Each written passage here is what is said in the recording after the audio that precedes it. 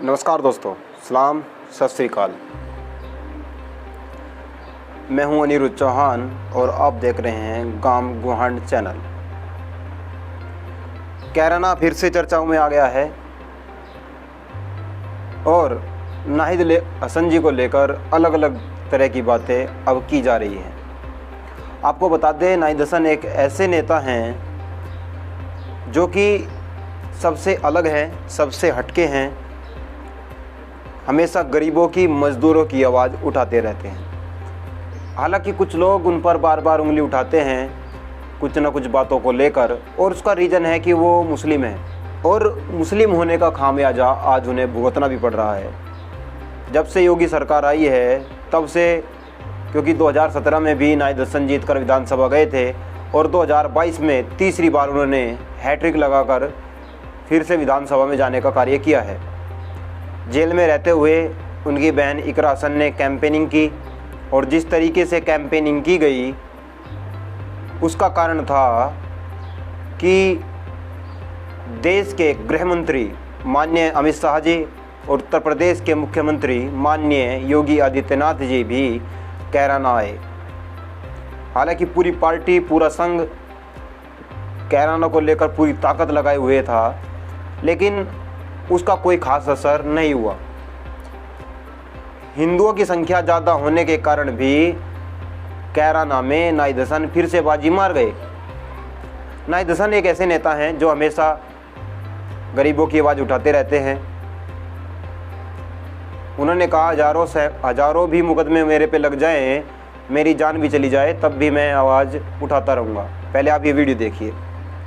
लगता है कि आप अपने बयान पर कायम हैं। बिल्कुल आखिरी तक कायम रहूंगा कि बीजेपी समर्थक जब तक वहाँ का सुधार नहीं होगा, जब तक जो है वहाँ गरीबों लोगों को हक नहीं मिलेगा वहाँ के लिए, तो अब नहीं, चाहे मेरे पर 100 केस लगा लो, मैं मरने के लिए भी तैयार हूँ, लेकिन अपनी बात से नहीं हटने वाला और उनकी लड़ाई लड़ने से नहीं हटने वाला जो है।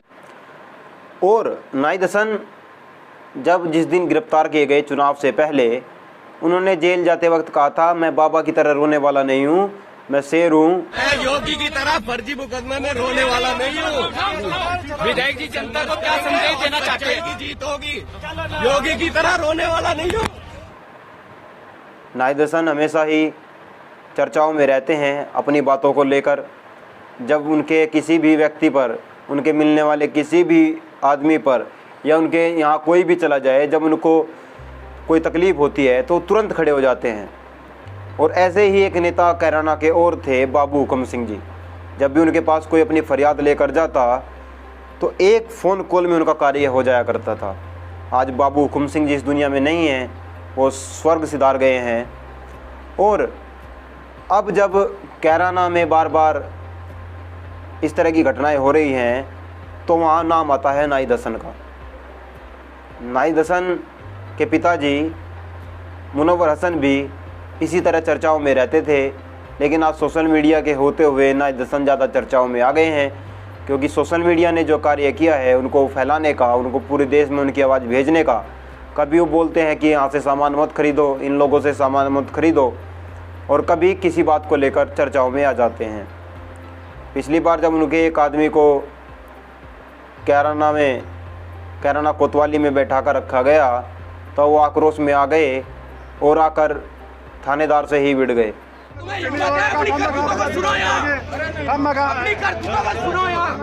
लूटमारी मचा रखी। अच्छा, इतना आसान मान रहा। इन्हीं कारणों की वजह से, इन्हीं बातों की वजह से बार बार नाहिद हसन चर्चाओं में रहते हैं। और अब माना जा रहा है कि नाहिद हसन बहुत जल्द जेल से छूटकर रिहा होने वाले हैं और अपने लोगों के बीच फिर से आ जाएंगे। हालांकि जिस पार्टी की सरकार रहती है वो अपने खिलाफ वाले को कोई ख़ास मौका नहीं देना चाहती ताकि वो आगे ना निकल जाए, लेकिन इस दौड़ में, दबा कर रखने वाली दौड़ में भारतीय जनता पार्टी सबसे आगे है। जिस तरह किसान एक साल एक महीना धरना देते रहे, 750 किसानों ने अपनी शहादत दी, उसके बाद भी माननीय प्रधानमंत्री नरेंद्र मोदी जी ने उनके खिलाफ एक आंसू तक नहीं बहाया, ना ही संसद में उनके लिए कोई बात की गई। और उत्तर प्रदेश सरकार जिस तरीके से आज नाई दर्शन को दबा रही है, उससे लगता है कि कहीं ना कहीं सरकार जो है नाई दर्शन से डरी हुई है, नाई दर्शन से इतना घबराई हुई है। कहीं नाई दर्शन आने वाले वक्त में पश्चिम उत्तर प्रदेश में सबसे बड़े नेताओं में न हो जाएं। एक उदाहरण और भी है, जब सरधना मेरठ, जो कि मेरठ की विधानसभा है सरधना, अभी वहाँ से विधायक चुने गए हैं माननीय अतुल प्रधान जी। उससे पहले वहाँ विधायक थे माननीय संगीत सोम जी। उनकी पत्नी ने भी जब वो जिला पंचायत अध्यक्ष थी, भारतीय जनता पार्टी की सरकार आने के बाद अपना इस्तीफा दे दिया था। वो अंदर की बातें हैं किन कारणों से इस्तीफा दिया गया था। और भी बहुत सारे नेता इस तरह के हैं, जैसे आजम खान हैं, आजम खान के लड़के हैं। केवल मुस्लिमों को टारगेट करके भारतीय जनता पार्टी हिंदुओं की वोट बटोरने का काम कर रही है। और अगर इसी तरह उत्तर प्रदेश में या देश में चलता रहा तो आने वाले समय में हिंदू और मुस्लिम के बीच की जो खाई है वो इस तरह बढ़ जाएगी, इतनी बढ़ जाएगी कि इनको एक करना नामुमकिन हो जाएगा।